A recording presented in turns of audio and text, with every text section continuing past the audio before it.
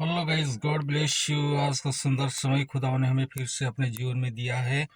आज 25 तारीख 25/12/2024।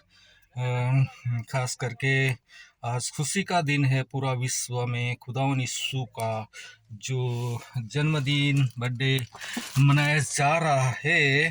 तो दोस्तों, इस खुशी में हम यहाँ चर्च में आए हुए हैं, लेकिन मैंने यहाँ एक गाड़ी में आकर के एक वचन जो मुझे याद आया, वो जो मैंने वचन पढ़ा है, वो वचन आपके सम्मुख में रखने जा रहा हूँ।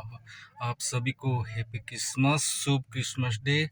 खुदा यीशु आप सभी को आशीष दे, बरकत दे। यहाँ हमारे जीवन में भी ये वचन लागू होगा दोस्तों। ઈસુ જ્ઞાનમાં તથા કદમાં ને દેવની તથા માણસોની પ્રસન્નતામાં વધતો ગયો। તો દોસ્તો, જ્યારે આપણે પ્રભુ ઈસુ ખ્રિસ્તના નામ પર વિશ્વાસ કર્યો, ત્યારે આપણે પણ આપણા જીવનમાં, વિશ્વાસી જીવનમાં, ખ્રિસ્તી જીવનમાં, નમ્ર રીતે જીવનમાં આપણે વધતા જવાનું છે। આપણે તેની સ્તુતિ કરતા, આરાધના કરતા, પ્રાર્થના કરતા આપણે આગળ વધતા જવાનું છે। તો